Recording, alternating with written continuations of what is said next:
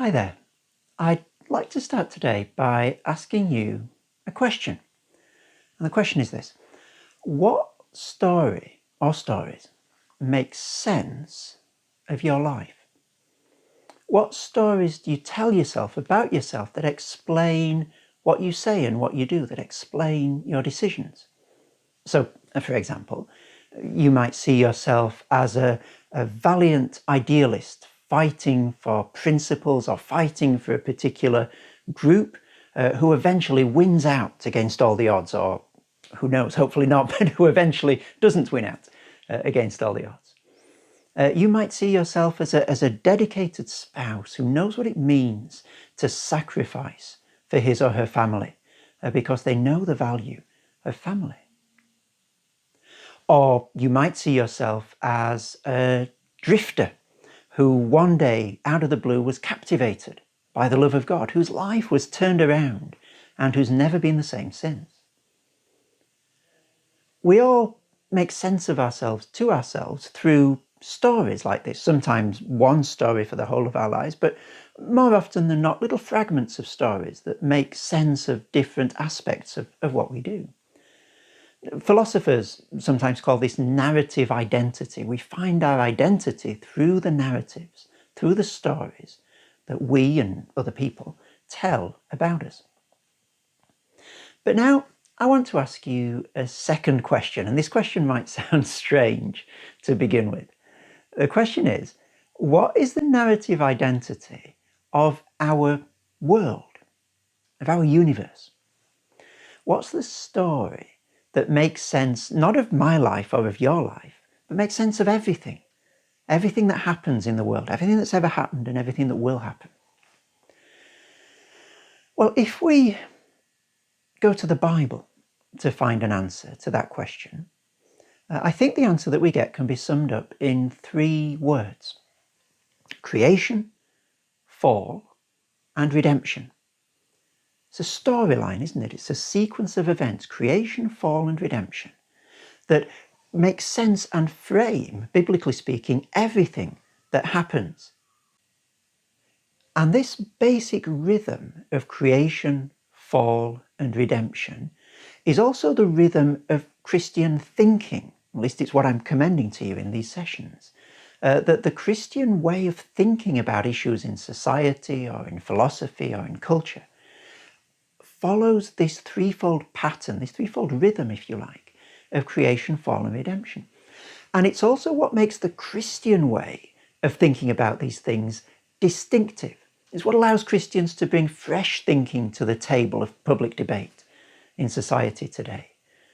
A philosopher called Herman Doivier teases this out at great length, how the creation, fall, redemption framework is unique to Christianity. And in the last session, you'll remember that we were looking at creation and fall, squeezing them into one session. Today, we can take our foot ever so slightly off the gas and look at redemption. And I want to look at particularly 2 aspects of the Bible's redemption story that have cascading implications for all areas of society and thought and what it means to be in the world today. And those 2 aspects are the incarnation of Christ and the cross and the resurrection of Christ.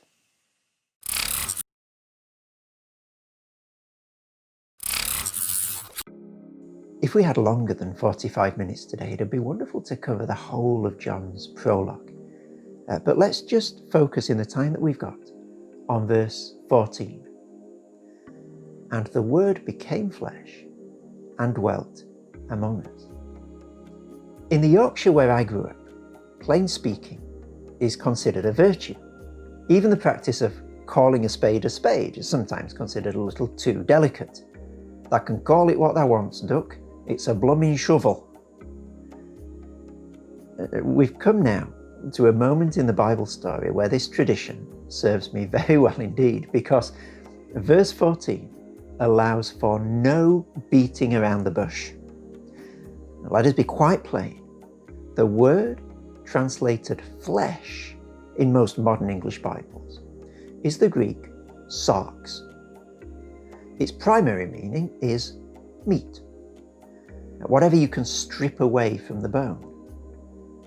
It's the same word that John uses just one verse earlier to describe those who become children of God. They are born not of blood, nor of the will, nor of the flesh, the sarx, nor of the will of man, but of God.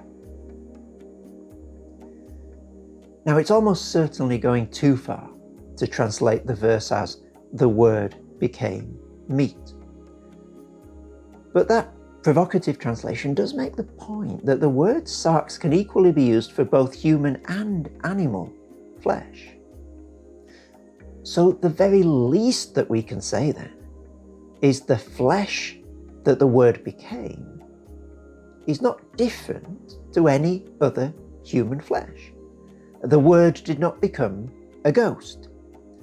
The Word didn't become a different sort of human being even to the normal sort. The Word became a proper, standard human being. You couldn't have told merely through examining Jesus's tissue under a microscope that there was anything different about this man. His heart was like your heart. His lungs were like your lungs. His brain was like your brain. No doubt he caught colds. He went through teething. He had growing pains. His voice would have dropped at a particular point. And he was equally subject to all the other stresses and strains of being an embodied individual, which I'm sure I have no need to remind you because we all suffer from them.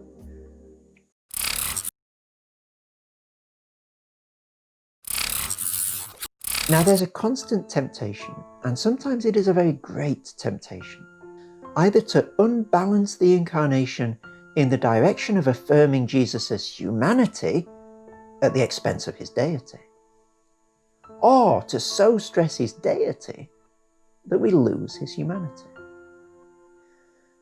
And these two false emphases have cultural analogues, cultural equivalents, that we can label the ideology of power and the ideology of compassion. The ideology of power overstresses the universal, rationality, order, and power itself. And the ideology of compassion, by contrast, overstresses the unique, the fragile, the fleeting, the imaginative, the creative. But once again, in a move that we've seen again and again in these two sessions, the Bible diagonalizes this false dichotomy, not in some weak way to compromise between the universal and particular, but in a way that perfectly marries the universal and the particular in the incarnation of Jesus Christ. And the theologian and Bishop of London, Graham Tomlin, actually uses this diagonalization as a way of reading the Brexit debate in the UK. And he puts it like this. He says, on the one hand, you've got the Remainers who value universality, openness, solidarity, which are good things. And on the other hand, you've got the Brexiteers who value locality, tradition, unique identity, which are also good things. And he points out that neither of these sets of values are bad in themselves. The pathos of the Brexit situation is that the country can find no way of having both of these sets of values, for holding both of them together. It's forced itself into a position where it's got to choose agonizingly one or the other. Hence the deep divisions between the Brexiteers and the Remainers, because none of us want to choose one of these sets of values over the other.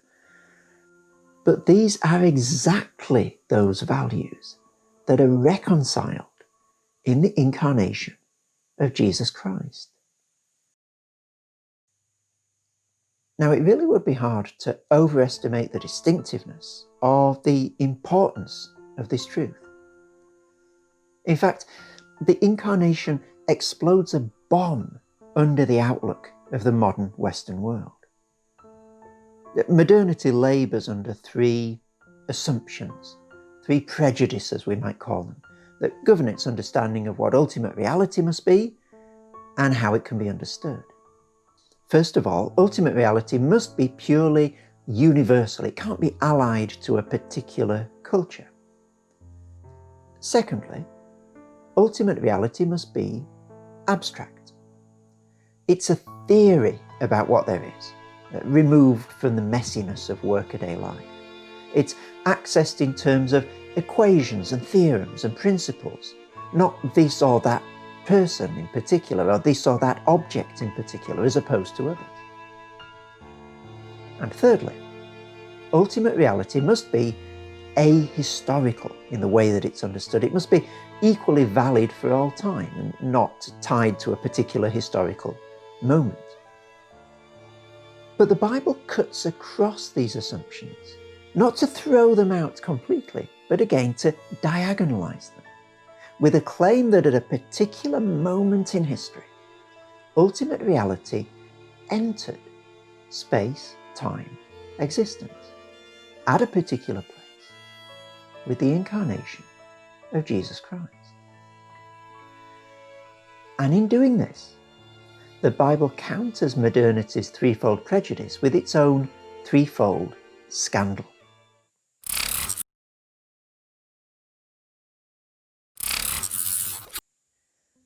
The first scandal of the incarnation is the scandal of the personal. In Christianity, ultimate reality is revealed not as an abstract universal principle, but as a particular person, Jesus Christ. And note here that Christ is not merely the one through whom revelation takes place, as if he were the mouthpiece for an abstract reality beyond his own person.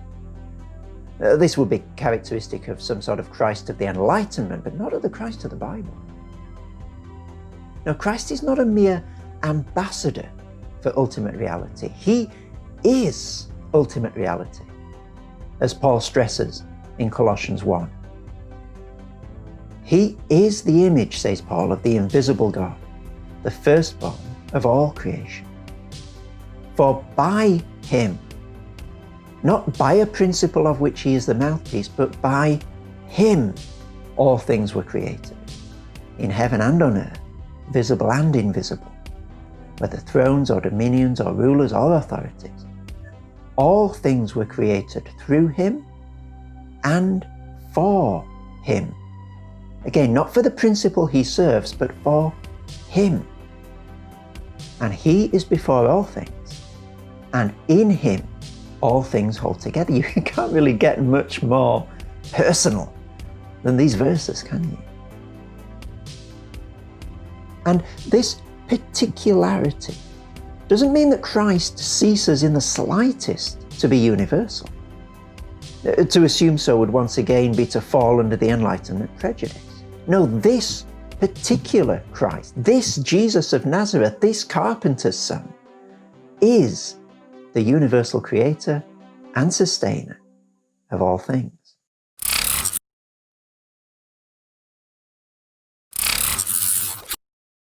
The second scandal of the incarnation is the scandal of the historical. The Bible doesn't claim that the incarnation is a symbol of an eternal relationship between God and his creation, or that it's an illustration of an unchanging reality. The Bible claims that this is a one-time historical event that took place at a particular moment in calendar history. We'd been there, we could have seen it on that day. An event, indeed, that cleaves calendar history in two. Now, the incarnation, which to follow what the Bible says, happened in space-time history. And if it didn't happen in space-time history, then it didn't happen. And this, my dear friends, has huge implications for the Christian outlook. For one, it dignifies history, doesn't it? Each day, each hour matters because God himself entered into history. History is not a cycle of endlessly repeating events, nor is it a chaos. nor is it a degradation from some pristine, unchanging eternity. No, history has meaning. History is dignified in a Christian view of the world. And it also means that history is linear. It came from somewhere and it's going to somewhere. This might seem so obvious to us that it's not worth pointing out, but it is not an idea that is shared by every culture. It is in fact a Christian idea, and it is the foundation of the modern Western idea of historical progress.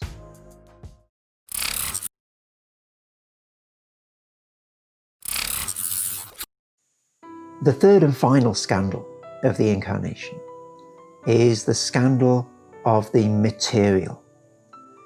Christ came not as a pure idea, but with a normal body, with all its normal limitations and all its normal functions. For those who labour under this Enlightenment prejudice that ultimate reality must necessarily and a priori be pure, abstract and universal, the notion that God could have a body is indeed a scandal. But it is this carnality that John pushes to the fore and emphasises at the beginning of his first letter. That which was from the beginning, he says, the eternal life which was from the Father, is the same as that which, in a crescendo of three sensory encounters of increasing proximity, he says, we have heard, we've seen, we've actually touched. As with all these three scandals that we're thinking about in this section, the Incarnation is but one instance of the biblical scandal of the material that actually runs throughout the Bible storyline. It begins with the "it was very good" pronounced upon the material creation in Genesis 1:31. It can be seen in the bodily resurrection of Christ. It can be seen in the materiality of the new heavens and the new earth at the end of the book of Revelation. And the compound effect of this repeated biblical insistence on the goodness of matter, right from Genesis to Revelation, lends weight to Archbishop William Temple's claim that Christianity is, quote, the most avowedly materialist of the great religions. Materialist not in the sense that it denies the supernatural, but materialist in the sense that it respects and affirms the material. It marries the material and the spiritual without trivializing either of them.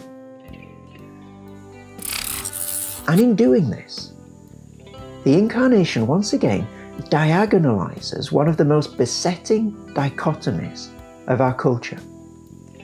The dichotomy between, on the one hand, a materialism that knows nothing of the spiritual and refuses to know anything of the spiritual, and a spirituality that's lost any mooring in the personal, in history, or in the material. So Christianity therefore gives material reality, the reality with which engineering and the sciences have to do every day, gives that reality a dignity that can be secured neither by airbrushing out the supernatural, as does secular culture, nor by simply subordinating the natural to the supernatural, as do some religious cultures.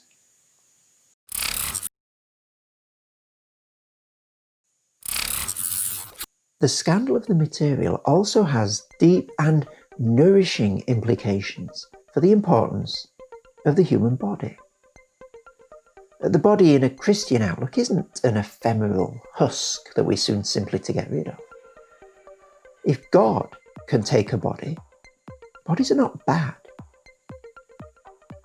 And this affirmation of the human body resists an incipient Gnosticism of our age that either seeks to escape the body in a virtual world or to transform the body beyond recognition, either through eating disorders or through steroid-induced workout.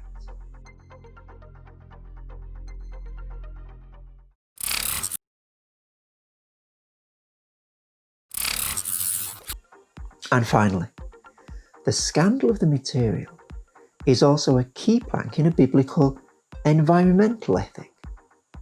We care for the world, in part, because God himself walked on it. The material world is validated, it's dignified by God himself having become flesh.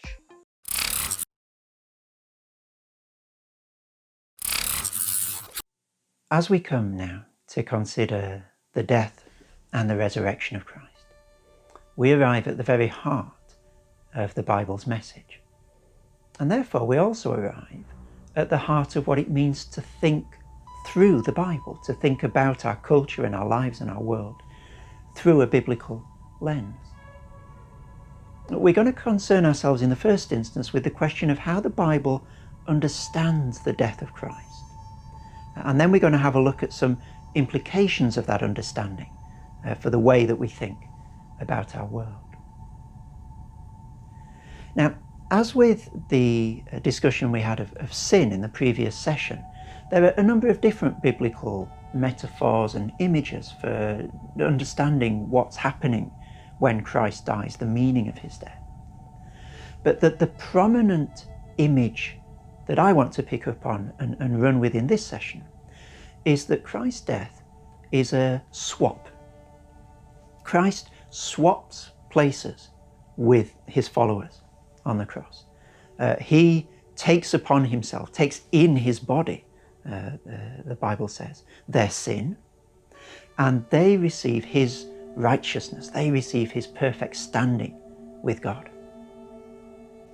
So then on the cross, Jesus swaps destinies with his followers. He receives what they deserve in order that they might receive that to which he alone has a right. And this logic of substitution, as it's presented in the Bible, isn't down at all to our merit, to our having earned the right to swap places with Jesus. Now, the swap isn't on the basis of performance. God doesn't, for example, take the top 10% of people who've been good. But it's on the basis of that rich and most profoundly consequential of biblical terms. It's on the basis of grace.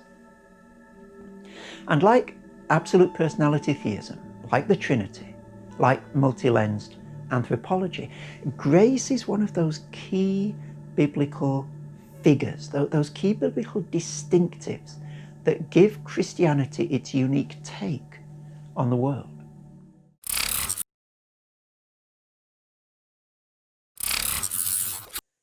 The notion that righteousness and God's favour can't be earned actually revolutionises the whole apparatus of religion and the dominant logic of contemporary society. To try and get a handle on how this is the case, let's compare two different ways of thinking about our relation to ultimate reality. We're going to call them the N-shaped dynamic and the U-shaped dynamic.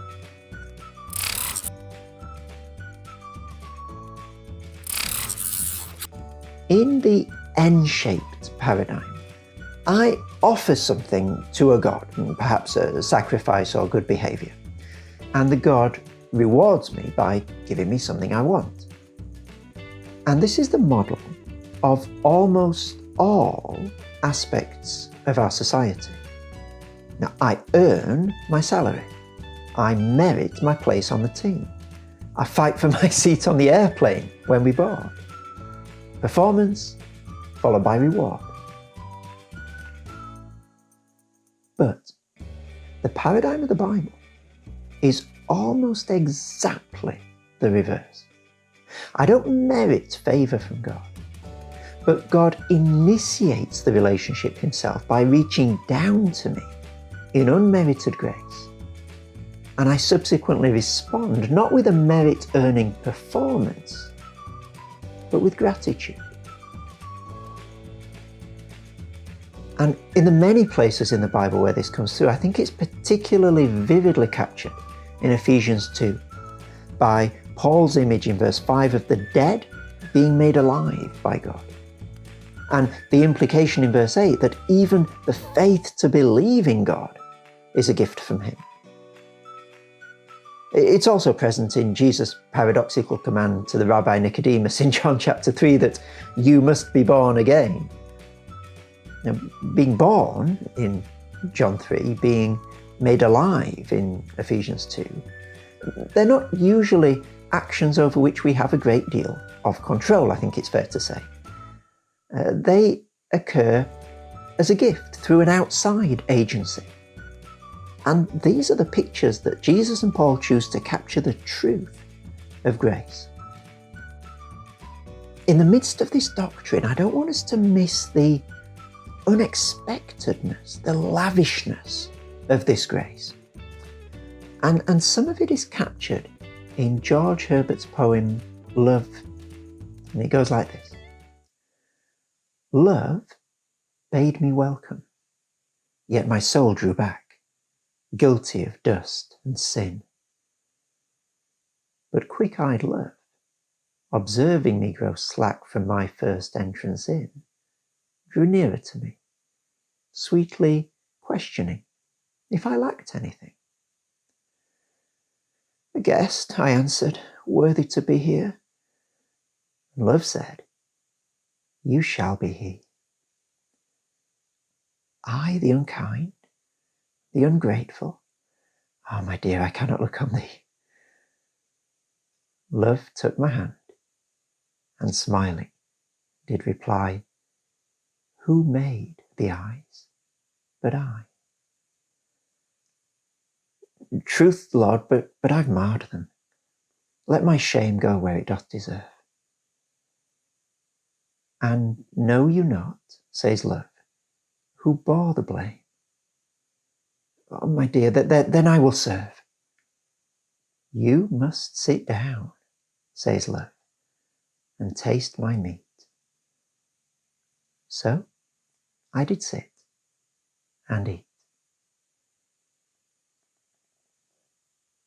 This poem beautifully captures that there is a reluctance about grace, but it is not God's reluctance to lavish it upon us. It is our reluctance to accept that something so beautiful, so vast, so excessive can actually be real and can actually be true in our lives and in our world.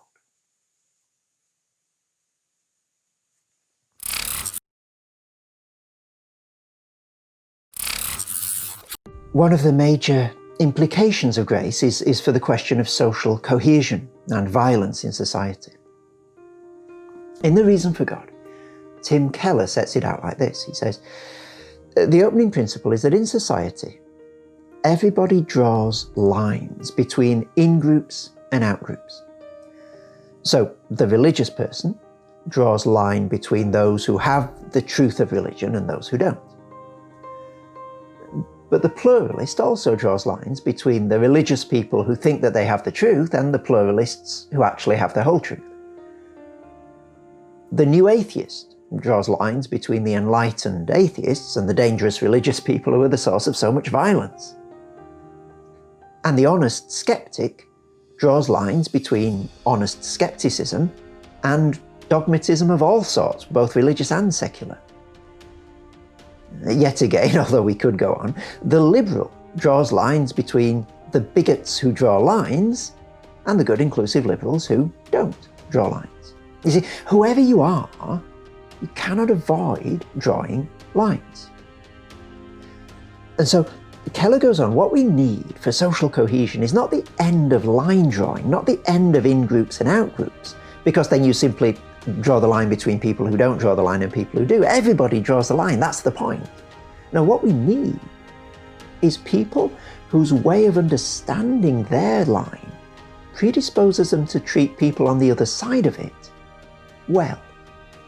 But the problem is the way that we draw lines makes this incredibly hard. It's almost impossible to draw lines without falling into what Keller calls the performance narrative.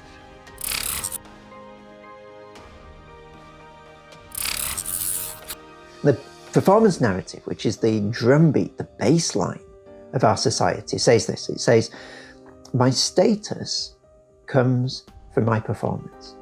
And so I'm saved, and for this idea of being saved, we can substitute I'm enlightened, I'm liberal, I'm rational, I'm humane, I'm moral, I'm whatever value your view of the world uses to draw the line between the in-group and the out-group. I'm saved then on the basis of this performance. And the problem with all these positions is that on whatever criterion of performance you choose, if you meet that criterion, if you perform, well, then you're inevitably superior to those who haven't performed. And that predisposes you to look down your nose at them and sets you on the slippery slope to social division and social fracture. But Keller continues, in the place of this ubiquitous and insidious performance narrative, the cross of Christ introduces something new, something distinctive into our culture.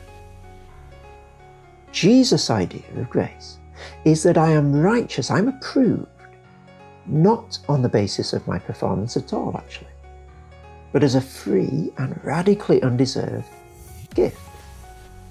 I'm approved, in other words, in spite of who I am, in spite of what I've done, not because of who I am or because of what I've done. And therefore, if that is the basis of my line, if it's drawn according to grace, then I have no criterion at all to look down on anyone, because my approval didn't come from being more moral or more rational or more humane or more anything than other people to begin with. And this, in Keller's argument, makes Christianity the most inclusive exclusivity, and for two reasons. First of all, because you don't need to pass an intelligence test or to have lived in a moral way to become a Christian.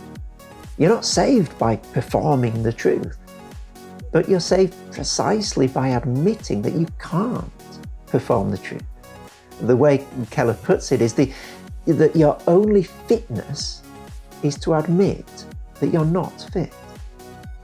And therefore Christianity is the great leveller, because, again, this is Keller's language, it allows the weakest to come. So the young and the old, the educated and the uneducated, the rich and the poor, the upright and the criminal can all come on exactly the same basis. And so therefore, if I'm operating out of the grace narrative, I gladly and necessarily acknowledge that my Hindu or Muslim or atheist neighbour might very well be a lot smarter or a better person than I am. Because I'm not saved by being more rational, and I'm not saved by being more moral than they are.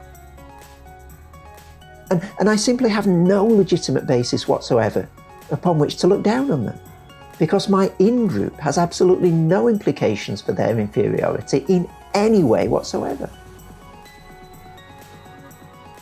And the second reason why Christianity is the most inclusive exclusivity is this. Jesus didn't merely refuse to look down his nose at those on the other side of the line. Jesus died for those on the other side of the line. So at the heart of the Christian faith is a man who sacrifices for people who are not good, who are not loving him, who are on the other side of his line. And at the end of the parable of the Good Samaritan, that same man commands us to do likewise. And this is how this grace narrative empowers and propels Christians to be agents of radical reconciliation in the world, not just tolerating our enemies, but loving our enemies. And as we do that, if we do that, we are letting this distinctive biblical figure of grace rhythm and pattern our own lives and our own relationships. And that is distinctive, and that is radical in today's political and cultural landscape. So let us be known, not as those who mock our enemies, not as those who roast or caricature our enemies, but as those who love our enemies. Love them behind their backs, love them online, just as much as we would want to love them to their face. Now, a moment of private confession to God is I think, appropriate at this point, because we Christians have to admit that we have, in large measure, operated out of a performance narrative. But we also need to realize as Christians that when we do act out of a performance narrative, it's not because of our belief in the Bible. It's not because we believe the Bible too much. The problem, in fact, is that we don't really believe the Bible properly at all.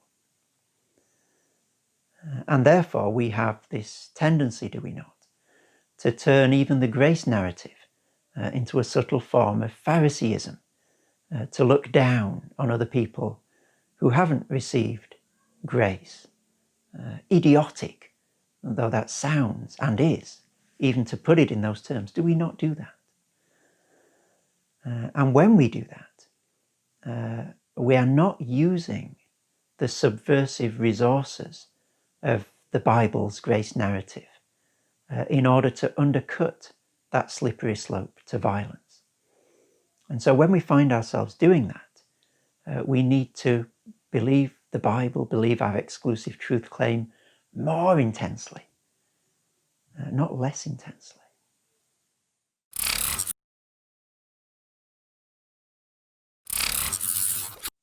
Now, among the many implications of the logic of the cross and the grace that stands at the heart of it, I want to look particularly now at one which has broad implications for culture and for our understanding of the world. It's vividly illustrated by the theologian Miroslav Volf in his book Exclusion and Embrace, where he draws out the implications of the cross for the all too familiar logic of the cycle of violence which he experienced during the war in his native Croatia, which was at that point part of Yugoslavia. Volf writes, "The cross breaks the cycle of violence. Hanging on the cross, Jesus provided the ultimate example of his command to replace the principle of retaliation, an eye for an eye and a tooth for a tooth, with the principle of non-resistance. If anyone strikes you on the right cheek, turn the other also." Now, we might think, and many have thought, that this is something of a hollow victory for Jesus. Surely the forces of violence can simply swallow up any innocent victim who wants to turn the other cheek, without anything positive being achieved through this pointless, almost self-aggrandizing sacrifice. Well, Volf, as someone who has lived through a situation like this, begs to differ. Again, he writes, "Jesus' kind of option for non-violence had nothing to do with the self-abnegation in which I completely place myself at the disposal of others to do with as they please. It had much to do with the kind of self-assertion in which I refused to be ensnared in the dumb redoubling of my enemy's violent gestures and be reshaped into their mirror image.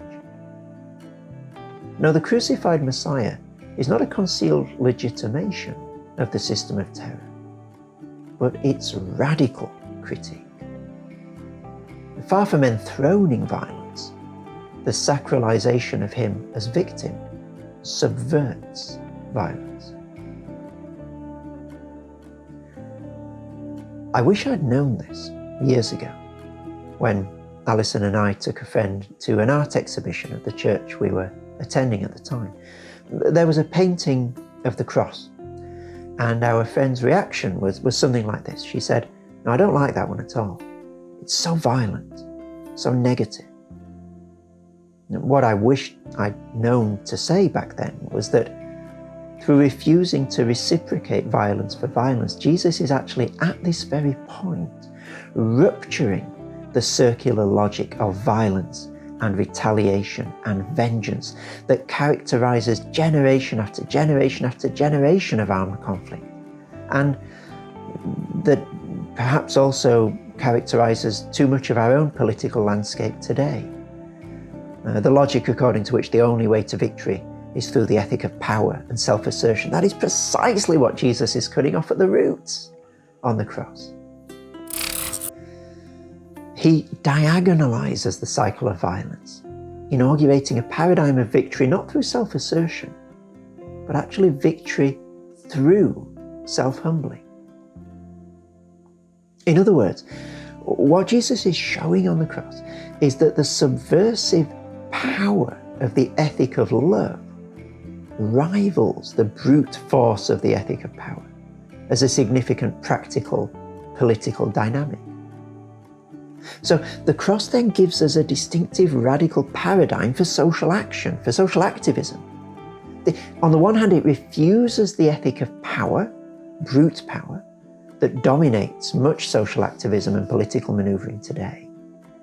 But it also, equally vehemently, refuses the pacifism of inaction that is also characteristic of some parts of society.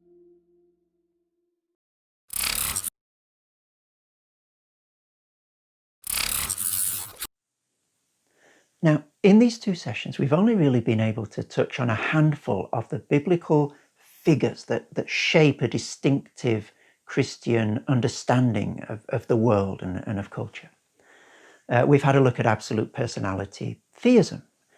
We considered agapic Trinitarianism and the asymmetry of good and evil in the first session. And today we've been thinking about these three scandals of the personal, the historical, and the material. And latterly we've been thinking about the implications of the grace narrative that's at the heart of the Bible's account of the cross. And what we've seen in each of these cases is that these biblical figures have deep and broad implications for some of the questions that most preoccupy our society and individuals within it right at the moment.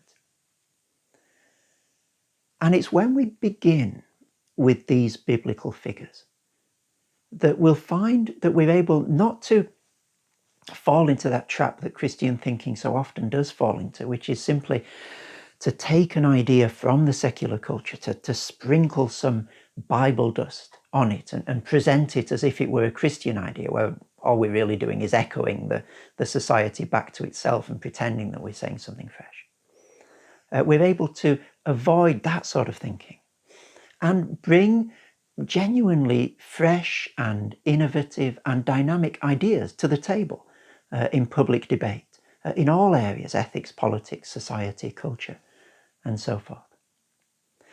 And it's as we do that, as we begin with these biblical figures, as we let these biblical figures soak into our lives and our thinking and our engagement with and in the world, it's as we do that we'll find that we're not only explaining the Bible to our culture, but we're also explaining the culture through the lens of the Bible, in a way that both works for the shalom, the flourishing of the culture in which God has put us, and also works for the glory of God himself.